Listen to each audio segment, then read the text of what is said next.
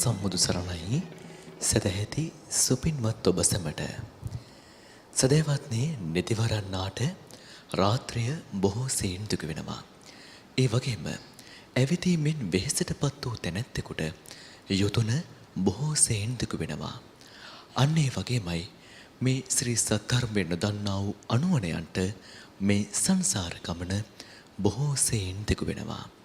ඒ සංසාර ගමනින් එතෙර වන්නට ඔබට අවශ්‍ය කරන ලෝතුරු ශ්‍රී සද්ධර්මය නිරතුරුවම ඔබට සංනිවේදනය කරන බෞද්ධ රූපවාහිනියේ මේ පැයට නියමිත දායකත්ව සද්ධර්ම දේශනයයි මෙලෙසින් ආරම්භ කරන්නට මේ සූදානම.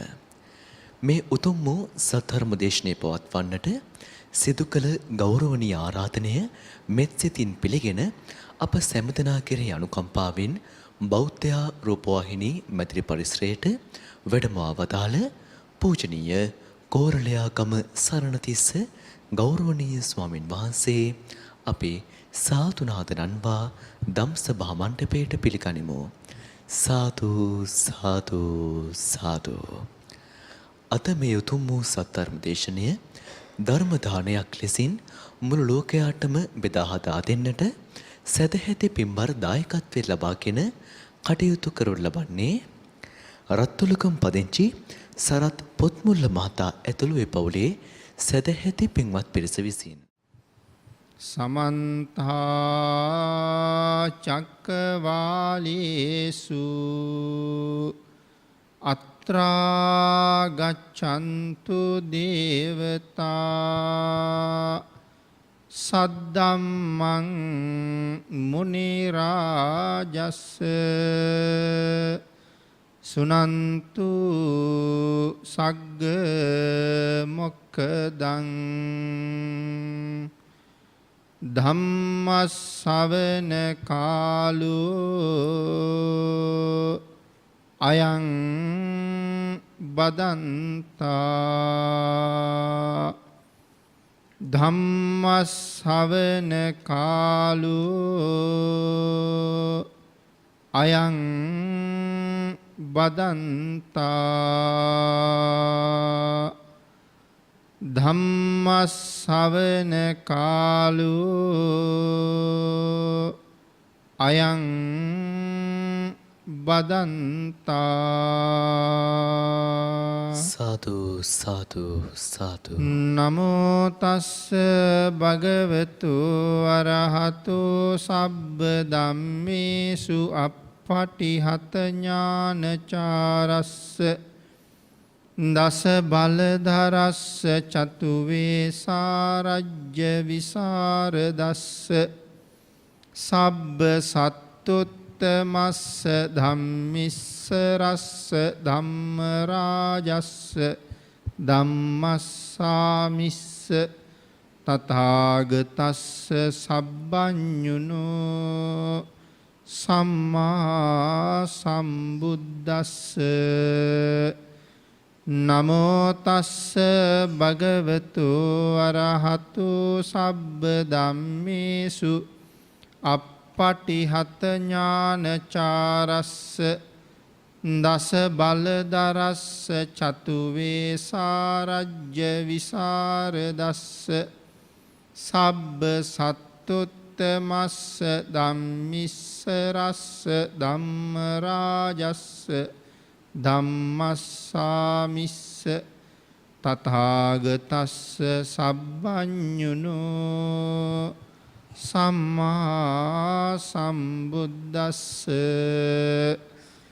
නමෝ තස්ස භගවතු අරහතු සබ්බ ධම්මේසු අප්පටිහත ඥානචාරස්ස දස බලධරස්ස චතුවේ සාරජ්‍ය විසරදස්ස සබ්බ සත්තුත්තමස්ස ධම්මිස්ස රස්ස ධම්ම රාජස්ස ධම්මස්සාමිස්ස තථාගතස්ස සබ්බඤුනෝ සම්මා සම්බුද්දස්ස.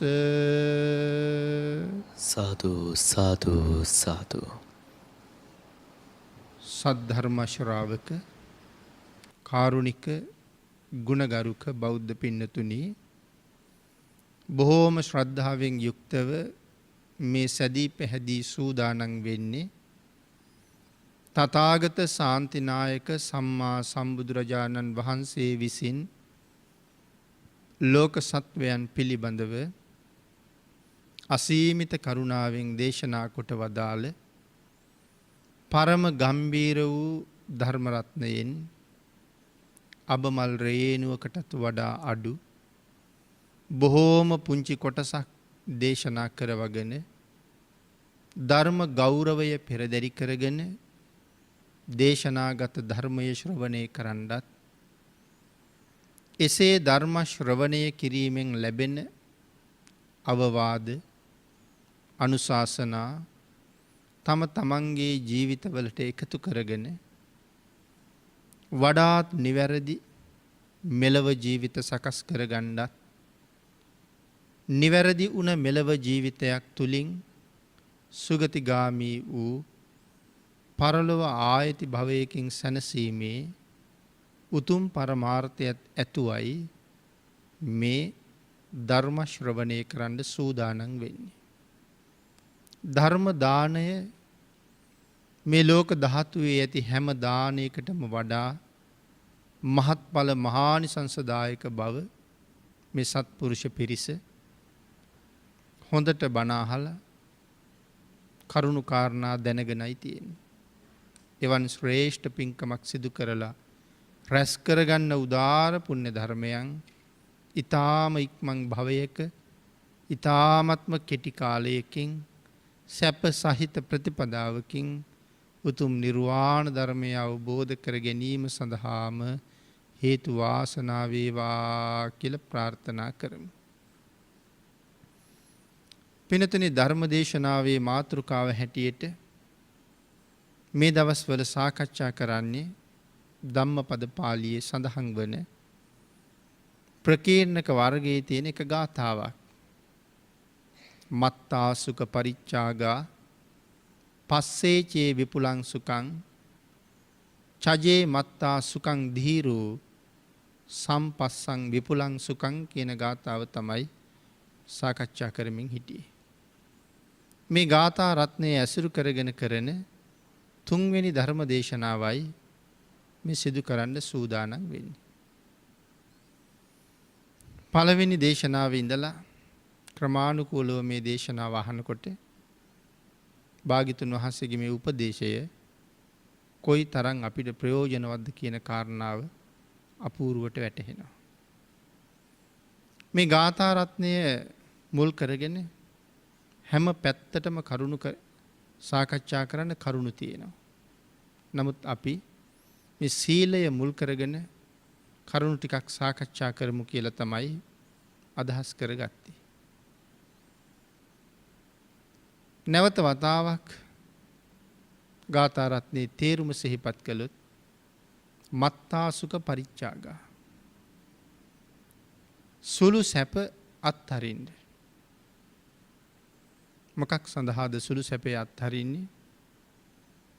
පස්සේ චේ විපුලං සුඛං මහත් වූ සැපයක් වෙනුවෙන් සුළු සුළු සැප අත්හරින්න. චජේ මත්තා සුඛං ධීරෝ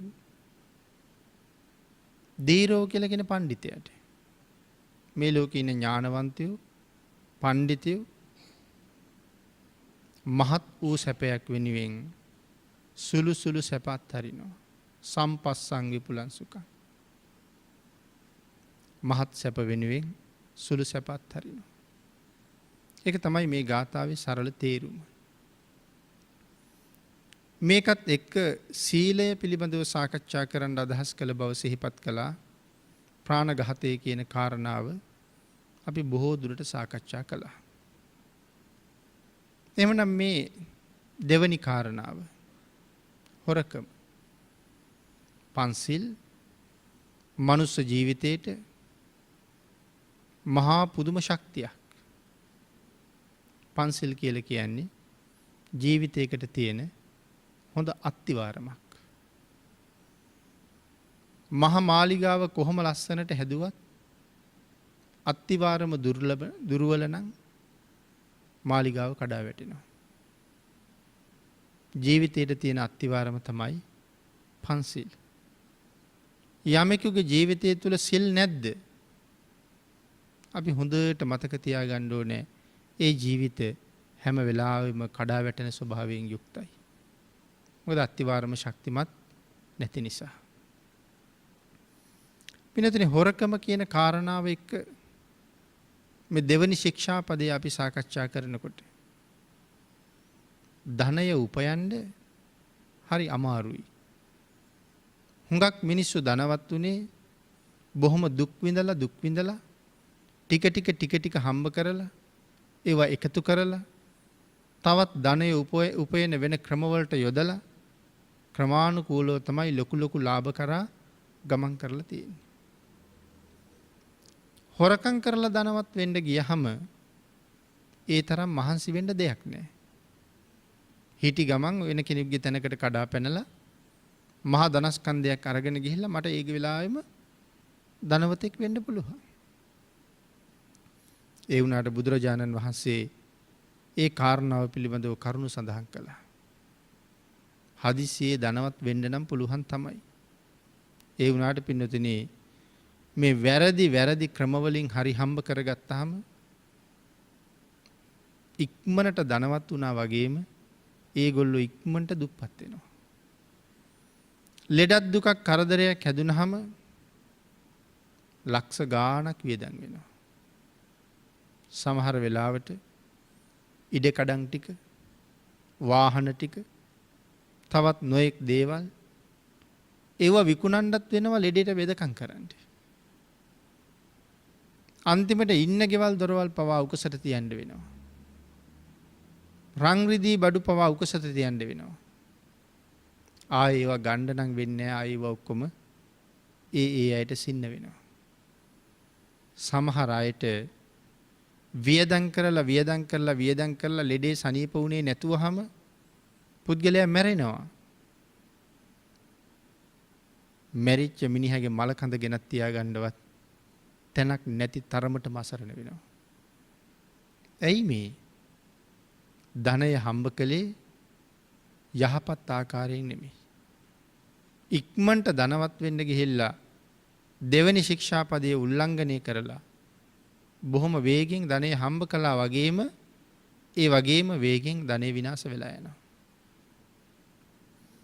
ඊළඟට පින්නතුනි මේකේ තියෙන අලාභය අපිට විතරද?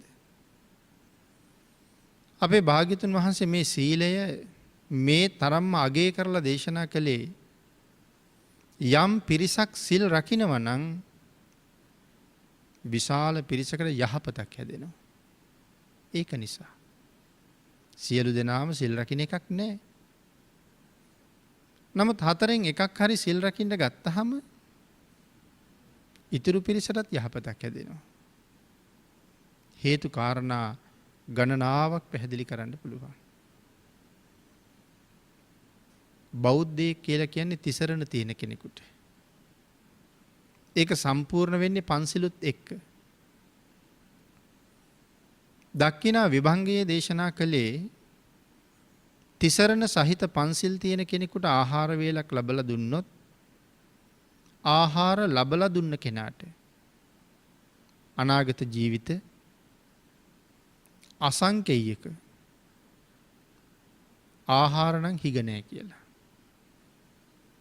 එතකොට සිල් නැති කෙනෙක් වුණත් තිසරණ පන්සිල් තියෙන කෙනෙකුට ආහාර වේලක් ලැබලා දීලා එයාට පුළුවන් කවදා හරි නිවන් දකින්නතුරු කොච්චර කාලයක් උපදීද? ආන්ගේ ඉපදෙන කාලෙන් ජීවිත අසංකේයයකට කෑම හම්බ කරන්න. බලන්න බුදුරජාණන් වහන්සේ අපිට පෙන්ලා තියෙන මේ කාරණාවල තියෙන ශ්‍රේෂ්ඨත්වය. අනුන්ගේ දේවල් හොරෙන් කඩා වඩා ගත්තාම අසංඛ්‍ය ගණන් ජීවිතවල අපේ දේවල් අනුන් හොරෙන් ගන්නවමයි. දැන් දක්ඛිනා විභංගයේ බලන්නකෝ. අපි හුඟක් ආසයි කියලා හිතමු. අපි කැමති යඹ කණ්ඩ. අපි එහෙම කියමු. ඒ හින්දා මං හොඳට ඉදුන වටින අඹ ගෙඩියක් කඩෙන් අරගෙන යනවා. සමහරලාට කවුරු හරි මගෙන් අඹ ගෙඩිය ඉල්ලනවා. අපි කියමු මේ යාචකයෙක් ඉල්ලුවා කියලා. තිසරණත් නැහැ, පන්සිලුත් නැහැ. නමුත් මේ යාචකයා අහනවා ඔය අඹ ගෙඩිය දෙන්න බෑද කියලා. යාචකයාට නොදී මම ගෙනහිල්ලා ඒක අනුභව කළොත් ඒ මොහොතට විතරයි මට අඹ තියෙන්නේ. තිසරණ පන්සිල් නැතත්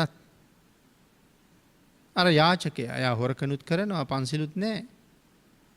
නමුත් මේ තිසරණ පන්සිල් නැති කෙනෙකුට නමුත් ආහාර වේලක් දුන්නොත් අනාගත ජීවිත 1000ක් අපිට ආහාර ලැබෙන බවනේ දක්ින විභංගයේ දේශනා කළේ. මං අර යාචකයට අඹ ගෙඩිය දුන්නහම මං අනාගත ජීවිත 1000කට අඹ හම්බ කළා වෙනවා. මේ වෙලාවේ අඹ ගෙඩිය අනුභව කරලා නිකන් හිටියානම් මට මේ මොහොතට විතරනේ. එතකොට සිල් රකින්න අය හිටියාම ඊට වඩා හුඟක් උසස්.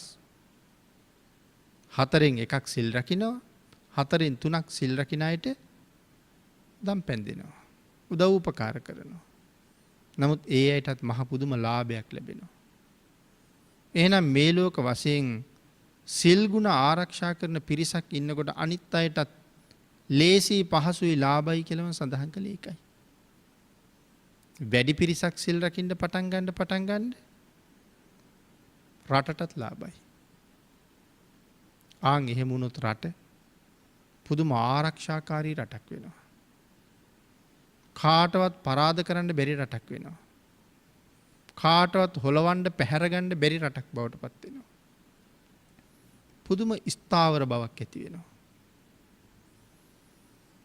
පිනතුනි මම සඳහන් කළා සිල් උල්ලංඝනය වෙනකොට හුඟක් අයට පාඩුයි කියලා. ඕක හුඟක් පැතිකඩවල් ඔස්සේ සාකච්ඡා කරන්න පුළුවන්.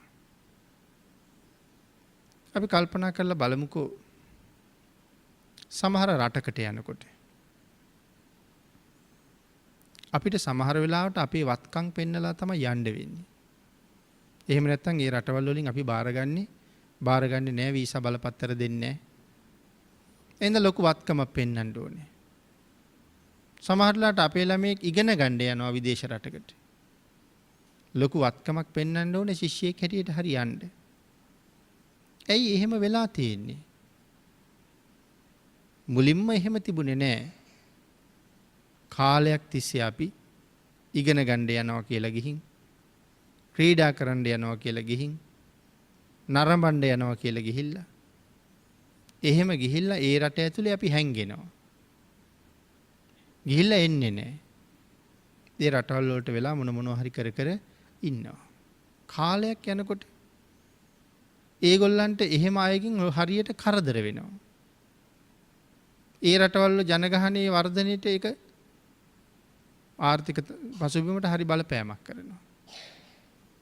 ආන් ඒ නිසා අපි එන්න කලින් බලනවා අපි එහෙ නතර වෙන අයද නැත්නම් ඇවිල්ලා යන අයද. වත්කම් තියෙනවා නම් අපි ආපහු යනවා. වත්කම් නැතුව එනවා නම් අපි ගැන විශ්වාසයක් නැහැ. දැන් සමහර කෙනෙක් එහෙම කරපු නිසා සමහර වෙලාවට ගිහිල්ලා එන්න යන කෙනෙකුටත් දැන් පාඩුයි. ඒ අයටත් යන්න බැරි වෙන තැනට ඇවිල්ලා. එතකොට තව මම මේ සාමාන්‍යයෙන් අපේ ප්‍රායෝගික දේවල් කතා කරන්නේ අපි සිල් නැති නිසා. හරියට එහෙම බොරු කරනවා අපි. හොර වැඩ කරනවා. ඒ සමහර වෙලාවට වාහන පාවිච්චි කරන අය ඒ වාහන රක්ෂණය කරලා අවුරුද්දක් ගානේ රක්ෂණයට ගෙවනවා. සමහර වාහන වලට වටිනාකමට අනුව ලක්ෂ ගණන් ගෙවනවා. නමුත් තාම අපිට ආපහු සැරයක් ඒගොල්ලන්ගෙන් අරගෙන වාහනේ හදන්න උනේ නැහැ. දැන් අපි වාහනේ විකුණන්නත් ලෑස්ති කරලා. එතකොට අපිට හිතෙනවා අපරාධය අපි ලක්ෂ ගාණක් නිකම්ම ගෙවුවා මට ඊළඟට ගන්න වාහනේට ඌව දෙන්නේ නැහැ නේ කොහොමද? එහෙනම් අපි හිතනවා මේක හප්පලා හරි සල්ලි ටිකක් ගමු. එතකොට පොඩි අලාභයක් කරගන්නවා. සමහර අය හිතාමතාම එහෙම කරනවා. පොඩි අනතුරක් කරගෙන ලක්ෂ ගාණක් ඉල්ලනවා. එතකොට ඒගොල්ලෝ ගෙවන්න නැතුව ඉන්නවා. නමුත් අපි ඒගොල්ලන්ගේ තන රක්ෂණය වුණේ ඇයි? ඒගොල්ලෝ කලින් අපිට ප්‍රතිලාභ ගොඩක් පෙන්නුවා. අපි දැන් පස්සේ කියනවා ඒගොල්ලෝ කියන හැටියට කරනකොට කෙරුවාව නැහැ කියලා. දැන් ඒගොල්ලෝ ඇයි එහෙම කරන්නේ නැත්තේ? ඒගොල්ලෝ දන්නවා මිනිස්සු හුඟක් කරන්නේ බොරු කියලා. පොඩි දෙයකට හුඟක් ඉල්ලනවා කියලා. දැන් බලන්නකො එතකොට දෙගොල්ලටම පාඩුයි. අපි හිතනවා ඒගොල්ලෝ කියපු විදිහට ගෙව්වේ නැහැ. අපි තීරණය කරනවා ඊළඟ සැරේ රක්ෂණය මාරු කරන්න. ඒ ගෙවපු නැති හින්දා. අරගොල්ලන්ටත් පාඩුයි අපි යන්නේ නැති හින්දා. ඒගොල්ලෝ ගෙවන්නේ නැති හින්දා අපිටත් පාඩුයි. දැන් මේ එක්කෙනෙක් දෙන්නේ කරපු වරදක් නිසා අපි ඔක්කොටම පාඩු වෙන හැටි. සාමාන්‍ය සුළු දේවල්. නමුත් කර්මය හරි බලවත්. පින්නතුනි මේ ධර්මයේ සඳහන් කරනවා මේ සමාජය අපි ජීවත් වෙනකොට පන්සිල් වලින් තොර වෙච්චාම ජීවිතේ නොයෙක් අපහසුතාවයන්ට පත් වෙන හැටි අපිටම තේරෙන්නේ නැහැ. මොකද අපි ඒ කරුණ තුල සහ ධර්මයේ තුල නැති හින්දා. සමහර වෙලාවට ලොකු ගයක් හදාගෙන ඊටාම සැපදායක යාන වාහනවල අපි ගමන් බිමන් යනවා. ඒ වුණාට ඒ මිනිස්සු සාමාන්‍ය මිනිස්සුන්ගේ වෛරයට භාජනය වෙලා චෝදනාවට භාජනය වෙලා හැම වෙලාවෙම බැනුම් අහනවා. මිනිස්සු සාප කරනවා. දැන් එතකොට මේ මහ ලොකු ජීවිත වලින් වැඩක් තියනවද? ඇයි ඒ සාපේට වෛරයට භාජනය වෙලා ඉන්නේ? පන්සිල් නැති හින්දා. මූණට hina වෙනවා යන්න ඇරලා බයිනවා. සමහරලාට ලොකු නලාවක් නාද කරගෙන එනවා ඇහෙනකොට සමහර අය කියනවා මහ හොරෙක් එනවා වාගේ කියලා. එතකොට ඒ ජීවිතේම ප්‍රත්‍යක්ෂ වශයෙන්ම ඒකට විපාක හම්බ වෙලා චෝදනාවට ලක් වෙලා. යම් කෙනෙක් හොරකමෙන් වළකිනවනම් මොනවද ලැබෙන ලාභ කියලා භාග්‍යතුන් වහන්සේ දේශනා කළේ? ලාභ හැටියට දේශනා කරනවා පින්නතුනි බොහෝ ධනයක් ලැබෙනවා කියලා. හොරකමෙන් වැළකුණ අයට බොහෝ ධනෙ ලැබෙනවා. නමුත් දැන් අපි බොහෝ ධනෙ ලබන්න කල්පනා කරලා තියෙන්නේ හොරකම් කරලා. දැන් මුලින් අපි සාකච්ඡා කළා ප්‍රාණඝාතයෙන් වැළකුණාම අපිට දීර්ඝායුෂ ලැබෙනවා. මේ කාලේ අපි කල්පනා කරන්නේ ප්‍රාණඝාත කරලා දීර්ඝායුෂ ලබන්න. අපි ඒක සාකච්ඡා කළා. දැන් මෙතන සඳහන් කරනවා හොරකමෙන් වැළකුණාම මහා ධනස්කන්ධයක් ලැබෙනවා කියලා. නමුත් වර්තමානයේ හුඟක් කල්පනා කරන්නේ හොරකම් කරලා ධනවත් වෙන එක හොඳයි කියලා. හොරකම් කරාම ඉක්මනට ධනවත් වෙන්න පුළුවන් කියලා. පින්නතුනි අපි අද ලෝකෙට කතා කරනවා නම් අපි ගැන අපිට කතා කරන්න ඉතුරු වෙලා තියෙන්නේ අපේ ශ්‍රේෂ්ඨ අතීත මුතුන් මිත්තන්ගේ ශ්‍රී විභූතියනේ. අපේ මොකවත් ලෝකෙට කියා පාන්න නැහැනේ. පිට රටවල් වලින් එන අයට අපි ගෙනහිල්ලා පෙන්වන්නේ අපේ මුතුන් මිත්තෝ කරපු දේවල්නේ. අපි ගෙනහිල්ලා මහ වැව් පෙන්නනවා. ලොකු ඇලවේලි පෙන්නනවා. නෙලාපු මහ පිළිම පෙන්නනවා. හදාපු ලොකු පොකුණු පෙන්නනවා. මහා චෛත්‍ය තවත් නොයෙක් නටබුන් තියෙන තැන් ඒ දේවල් වලින් අපි ලොකු ආදායමක් හොයන්නේ. අපි කරපු දේවල් නෙමේ අපේ මුතුන් මිත්තෝ කරපු දේවල් තමයි පෙන්වන්නේ. ඒ ශ්‍රේය විභූතියයි පෙන්වන්නේ. එතකොට එදා කාලේ ගොඩනගලා තියෙන ඒ වැව් පොකුණු දිහා බලහම අද ඒ දේවල් කරන්න අවශ්‍ය නවීන යන්ත්‍ර සූත්‍ර ඕන තරම් තියෙනවා. දැන් මේකෙන් කියවෙන්නේ අද ඒ වාගේ විශාල ජලාශ ඇලවේලි හැදෙන්නේ නැහැ කියන එකද? සමහර කෙනෙක් අහන්න පුළුවන් එහෙනම් අර අහවල් තැන හදලා තියෙන්නේ කියලා. නමුත් ඊළඟට පින්නතුනේ අපි කල්පනා කරන්න එපෙයි. ඒ ඇලවේලි හදන්න වෙන් කරපු මුදල් ඒ විදිහටම යෙදුණා නම් ඒ වාගේ ඇලවේලි තව කීයක් හදන්න තිබ්බද කියලා. එක වේලක් හදනකොට එක පාරක් හදනකොට, එක බෝක්කුවක් හදනකොට, එක පාලමක් හදනකොට, එක වැවක් හදනකොට ඒ වාගේ වැඩ තව 4-5ක් කරන්න තරම් මුදල් වංචා සහගත වෙලා. එතකොට කාටද පාඩු? වියදම් කරපු ආයතනයටද? එහෙම නැත්නම් රජයකටද? අහිංසකම මිනිහගේ රටවැසියාගේ ඉඳලා අපි ඔක්කොටම පාඩු වෙලා නෙමෙයි එතකොට තියෙන්නේ. එතකොට මේ හොරකම කියන එක දිගින් දිගට මේ දේවල් විපාක දෙන්න ගත්තාම අපිට තේරෙන්නේ නැහැ මේක කොහොමද විපාක දෙන්නේ කියලා. ඒ අපි තුලත් ධර්මයේ නැතිකොට ඒක අපිට වැටහෙන්නේ නැහැ. අපි මේ දුක්වල තාඩනයේට පීඩනයේට භාජනය වෙවි කම්කටොළු අතර හිර වෙවි කොහොම හරි මේ ජීවිතේට මුණ දෙන්න දඟලනවා මිසක් මෙතෙන්ට ගියේ කොහොමද කියන කාරණාව හිතෙන්නේ නැහැ. මේ සංසාරයෙන් එතර වෙනවා කියන එක පහසුවෙන් කරන්න පුළුවන් දෙයක් නෙමෙයිනේ පින්නතුනි. මහා කල්ප අසංකේයයක් පාරමිතා පුරපු අපේ මුගලන් මහරහතන් වහන්සේටත් දවස් 7ක් සක්මන් කරන්න සිද්ධ වුණා රහත් වෙන්න. මහා කල්පයක් පාරමිතා පුරලා හිටපු අනුරුද්ධ ස්වාමින් වහන්සේට මාස 9ක් එක දිගට සක්මන අදිෂ්ඨාන කළා. ඉඳ ගන්නවයි ඇවිදිනවයි. ඒ තරම් පාරමිතා පුරපු අය. එහෙමනම් මේ සංසාරයෙන් එතර වෙන්න මේ තිසරණ පන්සිල් නැතුව ඉඳලා අපිට තව කී කාලාන්තරයක් යයිද කියන කාරණාව තමයි හිතා ගන්න බැරි. ඒ හින්දා කොහොමවත් මේ සිල් නැති ජීවිත බොහොම ලාමක විදිහට සරල විදිහට අපි හිතන්න හොඳ නැහැ. ඒකාන්ත නිරා දුක, තිරිසන් දුක, പ്രേත දුක, අසුර දුක අපිට උරුමයි. ආන් ඒ වගේ වලකින්න නම් භාග්‍යතුන් වහන්සේ දේශනා කළා සුළු සැපයත් හරින්න කියලා.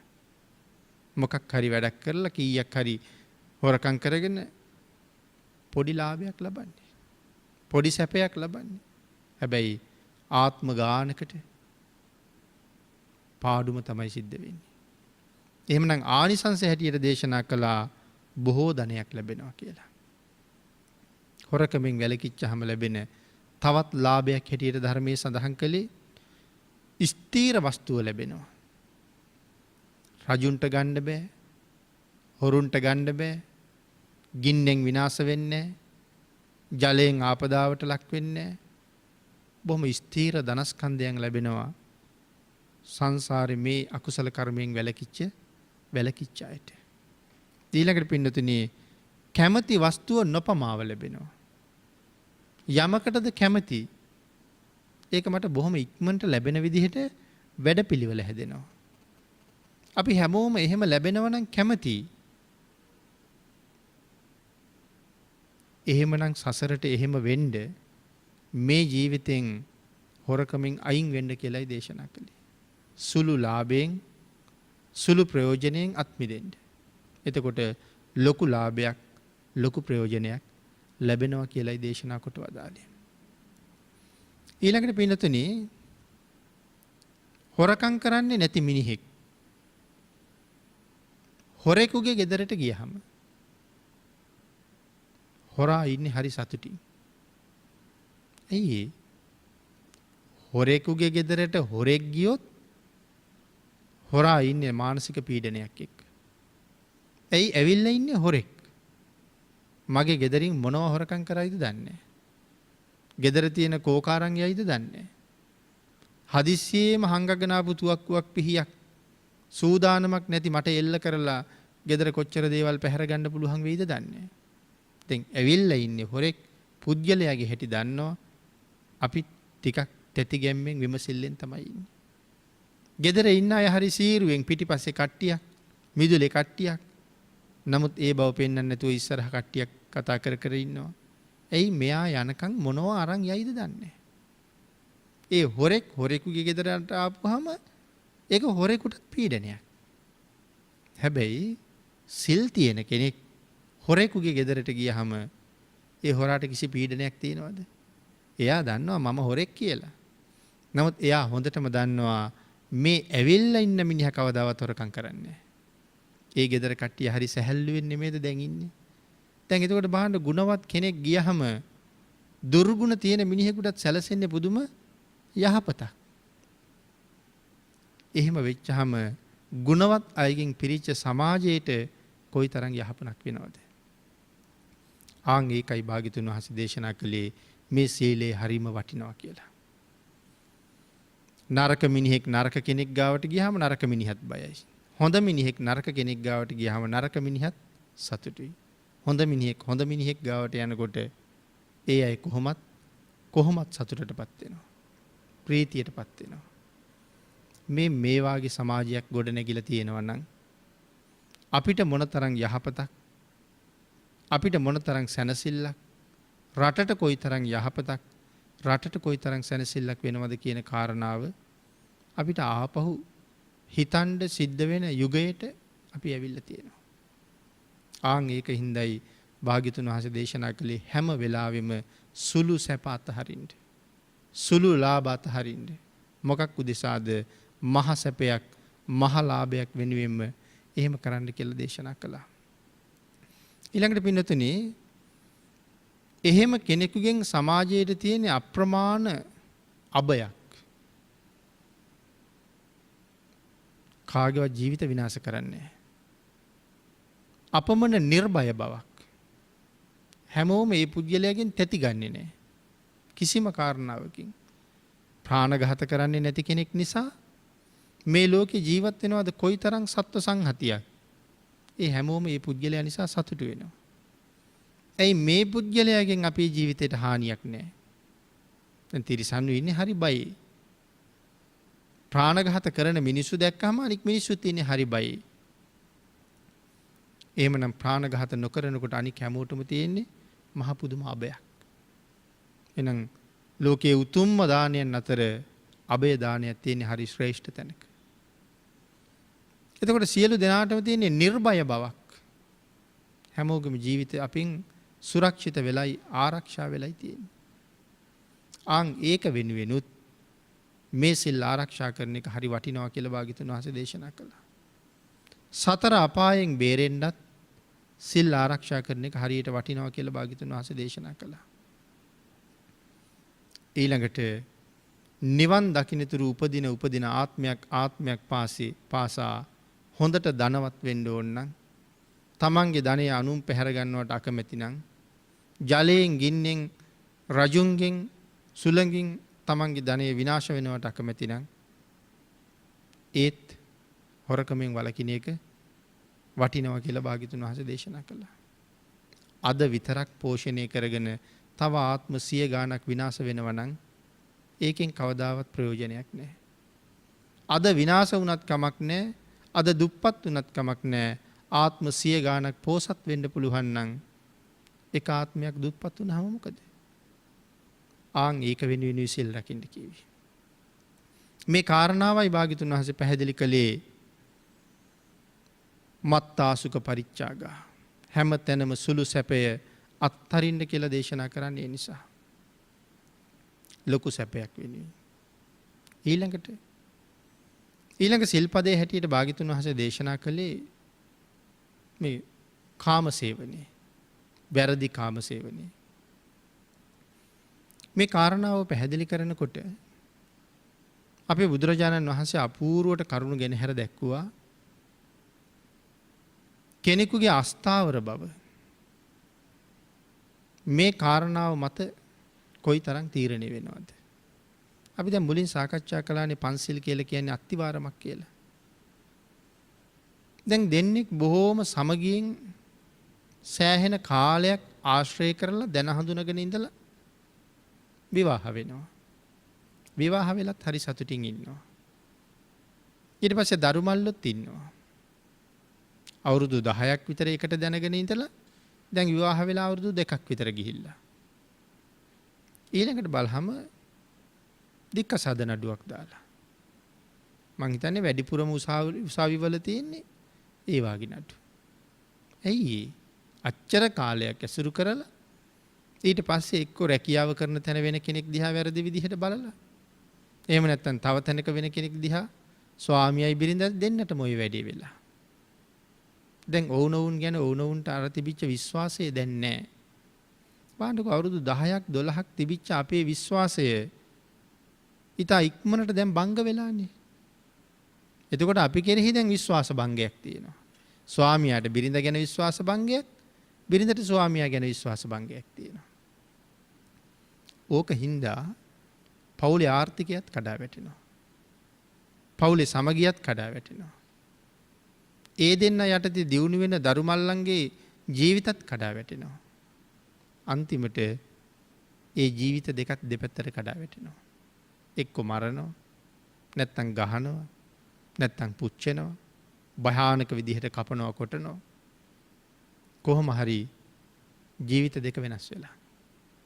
ඒ කියන්නේ වසර ගාණක් ගොඩනගාගත්ත මේ ජීවන මාලිගාව දැන් කඩා වැටුණා. මොකක් නැති හින්දාද මේක වුණේ? පන්සිල් නැති හින්දා. මේ වැරදි අයාලේ යෑම මෙන්න මේ විදිහට භයානකයි කියලා ධර්මයෙන් පෙන්නලා තියෙනවා. ඒ නිසා මේ සුළු සැපයක් හොයන්න ගිහිල්ලා සංසාරේ අප්‍රමාණ කාලයක් අනන්ත දුකක් විඳින්න ඕනේ නෑනේ කියලා කල්පනා කරලා අත්හැරලා පංචශීලයට ගරු කරලා තුනුරුවන්ට කීකරු වෙලා හිටියානම් ඒ හදාගත්ත මාලිගාව ඒ විදිහට පවතිනවා. නමුත් මගදී දැන් කඩා වැටිලා. තුනුරුවන්ට අකීකරු වෙච්ච නිසා. ධර්මයේ එක තැනක හැඳින්නුවා සිල් නැති ජීවිතයක් සුවඳ නැති මලක් වාගේ කියලා. තව තැනක සඳහන් කළා සිල් නැති ජීවිතයක් වෙරළක් නැති සයුරක් වාගේ කියලා. වෙරළ නැති මුහුද ලස්සන නැහැ. සිල් නැති ජීවිතත් ලස්සන නැහැ. තව තැනක හැඳින්නුවා සිල් නැති ජීවිතයක් අරටුවක් නැති ගහක් වාගේ කියලා. අපි ගහක් හොයනවා නම් ගහ ළඟට ගිහිල්ලා හැම වෙලාවෙම බලන්නේ මෝරලාද අරටුව තියෙනවද කියලා. නමුත් සිල් නැති ජීවිතය අරටුවක් නැති ගහක් වාගේ. සිල් නැති ජීවිතය පහනක් නැති නිවසක් වාගේ. සිල් නැති ජීවිතයක් හිරු නැති අහස වාගේ. බැබලෙන්නේ නැහැ මේ ජීවිතය. හිරු තියෙන නිසා අහස බැබලෙනවා. හිරු තියෙන නිසා අපිත් බැබලෙනවා. එහෙනම් සිල් නැති ජීවිතේ හිරු නැති අහස වගේ, හිරු නැති ලෝකෙ වගේ. සිල් නැති ජීවිතය පිල් කලඹ නැති මොනරෙක් වගේ. මේ වගේ දේවල් වලට උපමා කළේ සිල් නැති ජීවිත හරි අප්‍රසන්නයි කියන කාරණාවම පෙන්වන්න ඕන නිසා. හොරකම් කරලා හරි පින්නතුනි අපි හොයන්න ගියේ මොනවද? වත්කම්. ලොකු වත්කමක් පෙන්වන්න ඕනේ වුණේ. එතකොට තවත් නොයෙක් කටයුතු වලට ගියාම අපි ආයෙත් වත්කම් හොයනවා. විවාහයක් කරන්න ගියාම සහකරුවාගේ හෝ සහකාරියගේ වත්කම බලනවා. වෙන රටකට යන්න ගියොත් ඒ රටවල් වල අපේ වත්කම් බලනවා. අපිත් තවත් යම් කටයුතු වලට ගියාම ආයෙ කෙනෙකුගේ වත්කම හොයනවා. අපිත් හැම වෙලාවෙම දඟලනවා අපිත් වත්කම් වලින් පෝසත් වෙන්න ඕනේ කියලා. හැම දේවල්ම වත්කම්. ඔය හැම දෙයක පැත්තෙන්ම වත්කම් හොයුවට කීයෙන් කී දෙනාද ගුණවත්කම් හම්බ කරන්න උත්සාහ කරලා තියෙන්නේ. ගුණවත්කම තියෙනවද කියලා බලන්න හැදී. ඒක ලොකු වත්කමක් නේ. අනික හැම වත්කමකටම වඩා ලොකුයි ගුණවත්කම. ඒ හැම වත්කමකටම වඩා ලොකුයි සිල්වත්කම. නමුත් අපි ওই දෙක හොයන්නේ හරිම අඩුවෙන්. නමුත් එහෙම තියෙන අය මුණ ගැහෙනවා නම් අපේ මෙලොව ජීවිත විතරක් නෙමෙයි පරලෝ ජීවිතත් ආරක්ෂාකාරී වෙනවා. ඒ වත්කම් ටික තියෙනවා නම් මේ රටට යහපතක් වෙන්නේ නැද්ද? සමාජයට යහපතක් වෙන්නේ නැද්ද? අපි අද යම් තත්වයකට මූණ පාලා ඉන්නවනම් මේ තත්වයට අපිට මූණ පාන්න සිද්ධ වෙන්න ඇත්තේ ඇයි? කාලයක් තිස්සේ අපිම කරගෙන ආපු අපේම වැරදි වල ප්‍රතිඵල මේ තියෙන්නේ. අපිම කරපු අපේම වැරදිවල ප්‍රතිඵල. අපේ ජීවිත අද මේ තරමට අනාරක්ෂිතයි. හැබැයි අපි කවුරු මොනවා කීවත් අපේ දරුමුණුබුරන්ගේ ජීවිත මීට වඩා අනාරක්ෂිතයි. දරුවන්ගේ ජීවිත අනාරක්ෂිතයි. ඊළඟට මුණුබුරන්ගේ ජීවිත ඊටත් වඩා අනාරක්ෂිතයි. ඒකට හේතුව තමයි අපි ගාව සිල් නැතිකම. භාග්‍යතුන් වහන්සේ දේශනා කරපු හැටියට යම් සමාජයක් සිල්වත් වෙනවා නම් ඒ සමාජය හොලවන්න කාටවත් බෑ. බුදුරජාණන් වහන්සේගේ අනුශාසනාවට අනුව යම් කෙනෙක් කටයුතු කරනවා නම් ඒ අනුශාසනාවට ගරු කරන අය හොලවන්න මේ ලෝකේ කාටවත් බෑ. භාග්‍යතුන් වහන්සේගේ වචන කවදාවත් බොරු වෙන්නෙත් නැහැ. අපි කල්පනා කරන්න ඕනේ මේ හම්බෙලා තියෙන පංචස්කන්ධය. මව් කුසේ වැඩෙන්න පටන් ගත්ත දවසේ ඉඳලා එතන පිළිසිඳ ගත්ත දවසේ ඉඳලා අද මේ මොහොත දක්වාමත් මේ උපාදානස්කන්ධය කොහාටද යන්නේ? අභාවයට යන්නේ. එහෙම නේද? දිර දිරා මේක යන්නේ අභාවයට. එතකොට මේ අභාවයට යන උපාදානස්කන්ධයක් අරගෙන ඉපදිච්ච මම මේ දිරන උපාදානස්කන්ධයෙන් මගේ රට වෙනුවෙන් මං යමක් කරන්න ඕනේ. දිරලා යන කයෙන් රටට යමක් කරන්න ඕනේ. එතකොට අපි කල්පනා කරලා බලන්න මොනවද මම රට වෙනුවෙන් කරලා තියෙන්නේ? මගේ රටේ තියෙන වටිනාකම, මගේ රටේ තියෙන ගෞරවය, මගේ රටේ තියෙන උදාරත්වය මා විසින් ආරක්ෂා කරලා තියෙනවද? එහෙම නැත්නම් මා විසින් විනාශ කරලා තියෙනවද? ජාතියට මොනවද කළේ? සිංහල ජාතිය කියලා කියහම මේ ලෝකේ බොහෝම උසස් තැනක් තිබිච්ච ජාතියක්. ශ්‍රේෂ්ඨ නායකත්වයක් තිබුණ ජාතියක්.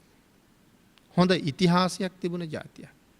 මේ ආදි වශයෙන් ශ්‍රේෂ්ඨ බව අතීතයත් එක්ක මුහු කරලා බලනවා මිසක් ඒ ශ්‍රේෂ්ඨ ජාතියේ ශ්‍රේෂ්ඨ ලක්ෂණ වලට අපි අද මොනවද කරලා තියෙන්නේ කියලා කල්පනා කරලා බැලුවොත් එහෙනම් අපි ජාතියත් විනාශ කරලා.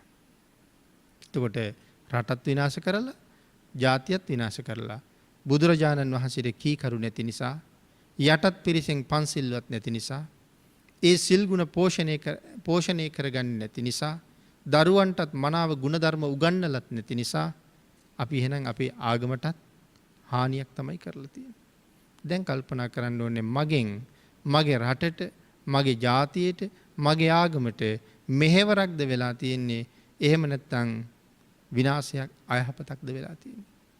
මැරෙන වෙලාවට මගෙන් මේට යහපතක් වුණා කියලා කල්පනා කරන්න පුළුවන් නම් ආන් එහෙම අයට තමයි සතුටින් මැරෙන්න පුළුවන්. නෑ, ජාතියට, ආගමට, රටට මගෙන් වෙලා තියෙන්නේ මහත් වූ අයහපතක් නම්, මහ කැලලක් නම්, මහ විනයක් නම් මට කවදාවත් සතුටින් මැරෙන්න වෙන්නේ නැහැ. එහෙමනම් දිරලා මෙරිලා යන මේ පංචස්කන්ධයෙන් ඉපදිච්ච රටට, ජාතියට, ආගමට මෙහෙවරක් කරලා මැරෙන්න පුළුවන් නම් ඔහු හැබෑම ශ්‍රේෂ්ඨ පුරුෂයෙක්, ශ්‍රේෂ්ඨ පුද්ගලයෙක්. එතෙන්ට යන්නේක අපි හැම කෙනෙකුගේම වගකීම, අපි හැම කෙනෙකුගේ බලාපොරොත්තු වෙන්න ඕනේ. එහෙම වෙනවා නම් අදට වඩා හොඳ, මීට වඩා ලස්සන රටක් අනාගතයට ගොඩනගන්න පුළුවන්. බෞද්ධ කිය හිටියට අපි ගාව බෞද්ධකමට ගැලපෙන සමහර වෙලාවට කිසිම දෙයක් නැහැ. අපි විවේකීව නිමාඩුව කල්පනා කරලා බලන්න ඕනේ මොනවද තියෙන්නේ කියලා. බුදුරජාණන් වහන්සේගේ වචනවලට අපි කොච්චර ගරු කරලා තියෙනවද කියලා. බෞද්ධ නමින් පෙනී නොහිටියට අපේ භාග්‍යතුන් වහන්සේ දේශනා කරපු හුඟක් දේවල් ක්‍රියාත්මක කරන අය මේ ලෝකේ ඉන්නවා. හැබැයි ඒගොල්ලෝ බෞද්ධ නමින් පෙනී ඉන්නේ නැහැ. ආන් එහෙම අය දවසින් දවස දියුණු වෙනවා. සමගිව රැස් වෙනවා. සමගිව සාකච්ඡා කරනවා. සමගිව විසිර යනවා. මේක සප්ත අපරාහණීය ධර්මයනේ. ලිච්ඡවීන් පරාජය කරන්න රජවරු යුද්ධයට යනකොට භාග්‍යතුන් වහන්සේ දේශනා කළේ මේ අපරිහානීය ධර්ම 7 ලිච්ඡවීන් ළඟ තියෙන තුරු කිසිම රජෙකුට ලිච්ඡවීන් පරාජය කරන්න බෑ කියලා. බෞද්ධ අපේ මේ ධර්මය අපි ගාව නැති වුණාට තව හුඟක් අය ළඟ තියෙනවා. ඔවුන් ඒ තුල ක්‍රියාත්මක වෙන තුරු අපි මොනවා කළත් අපිට ඔවුන් අභිභවනය කරන්න බැරුව යනවා.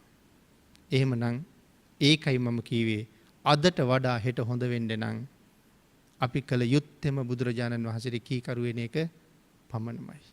ධර්මදේශනාවේ කාලේ නිමා වෙලා නිසා මේ උතුම් ගාථා රත්නයෙන් තවත් බොහෝ ධර්ම කරුණු සාකච්ඡා කරන්න ඉදිරි දේශනා කීපයක ඉඩ ඉතුරු කරලා අපි දැනට ධර්ම දේශනාව නිමා කරමු. මෙතෙක් වේලා මේ උතුම් වූ ධර්ම දේශනාව ප්‍රචාරය කරවන්න දායකත්වය ලබා දෙන්නේ රද්දලුගම පදිංචි සරත් පොත්මුල්ල මහත්මයා ඇතුළු පවුලේ සියලු දෙනා විසින්. උතුම් අරමුණ නිශාන් පොත්මුල්ල තරුණ පුතුට වසර 12කට කලින් විය වූ පුතණුවන්ට පින් අනුමෝදන් කිරීමත් දින 10කට පෙර විය වූ AW සෝමාවතී මෑණියන්ට පින් අනුමෝදන් කිරීමත් ජිනදාස පොත්මුල්ල පියාණන් MB සුගතපාල පියාණන් ආනන්ද පොත්මුල්ල සොහයුරා නන්දනී ශ්‍රියාලතා සොහයුරිය සහ ඇතුළුව සහභාගී වෙන සියලු දෙනාගේ නමින් මියගිය සියලුම ඥාතීන්ට පින් අනුමෝදන් කිරීමත් තිලින චාතුර්ය චානුල පුතුන්ගේ අධ්‍යාපන කටයුතු සාර්ථක කර ගැනීමට ආශිර්වාද කිරීමටත් සහභාගී වන සැමට තෙරුවන් සරණ පැතීමටත් දේශකයන්න් වහන්සේට චිරජීවනයේ ප්‍රාර්ථනා කිරීමත් සියලු රණවිරුවන්ට සෙත් පැතීමත් මේ පින්නතුන්ගේ උතුම් අරමුණු අතර සිහිපත් කරනවා වගේම අතිපූජනීය දරණාගම කුසල ධම්ම නායක මාහිමිපාණන් වහන්සේට උතුම් ලෞතුරා බුද්ධ රාජ්‍ය වෙනුවෙන් මේ පින් ප්‍රාර්ථනා කිරීමත් තවත් එක ප්‍රාර්ථනාවක් හැටියට සිහිපත් කරනවා. පින් අනුමෝදන් කළ මියගිය සියලු ඥාතීන්ට පින් අනුමෝදන් වේවා. ආශිර්වාද කළ සියලු දෙනාට රත්නත්‍රයේ ආශිර්වාදයෙන් නිදුක් නිරෝගී භාවයේ චිරජීවනයේ උදාපත් වේවා. සියලු දෙනාටම ඊ타ම ඉක්මන් භවයක ඊ타මත්ම කෙටි කාලයකින් සැප සහිත ප්‍රතිපදාවකින් උතුම් චතුරාර්ය සත්‍ය ධර්මය අවබෝධ කරගන්න මේ කුසල ධර්මයන් හේතු වාසනා වේවා කියලා ප්‍රාර්ථනා කරමු. ආකාසට්ඨා ච බුම්මට්ඨා දේවා නාග මහිද්దికා පුඤ්ඤන්තං අනුමෝදිත්වා චිරං රක්칸තු ලෝක සාසනං දේවෝ වස්සතු කාලේන සස්ය සම්පatti හෝතු ච පීතෝ භවතු ලෝකෝ ච රාජා භවතු ධම්මිකෝ.